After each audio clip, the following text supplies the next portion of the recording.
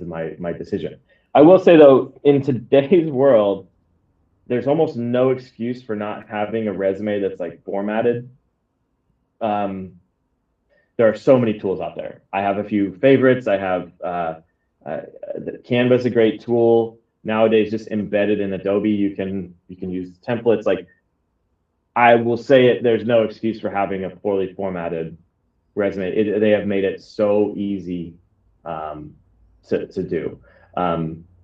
Now, do you Nowadays, prefer a better even formatted to like plain Word with, the standard information up top, like summary, work experience, for like job title and company name and dates and bullets? Like you mentioned Canva. I mean, I think when people think Canva, they think more like creative design, and I've seen some where it's like way too much, right? And so I mean the way, and maybe this is where you correct me if I'm wrong, but when I've talked to students and people that are looking and they're like, oh, I want to make it fancy, I'm like, you have to keep in mind that the recruiter spending maybe 15, 30 seconds and they're scanning in the standard. You look kind of top to bottom, left to right, and if they don't see the stuff they expect to see in the spots they expect to see it, like if you have done something where there's multiple columns and maybe your personal information is at the bottom, not at the top, it's more cognitive load. I don't know if that's better than just following just a standard template. Like, does that factor in at all for you, or does yeah, not?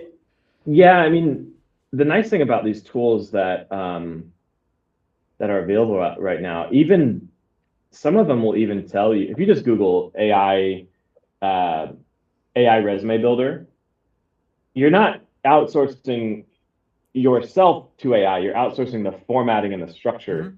It'll even tell you recommended places to put the stuff.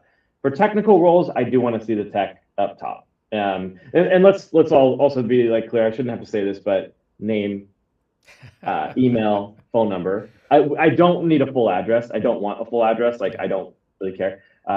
If you're remote, it doesn't matter. Perhaps if you're like, I'm in Scottsdale, we hire in Scottsdale, we have an office here. It'd be interesting to know, but I'm still going to screen somebody if they live outside of a 30-mile geographic radius, because maybe they're moving. You don't never know their full situation. And then I don't. What I don't really care about is like the long narrative of 5-6 sentences about your career history. What I do care about is if there's technical alignment, because so many of the roles that I've hired for and you've hired for in your career have been technical. We have to have a functional match to the role before we have the behavioral match, behavioral competencies and the culture fit match.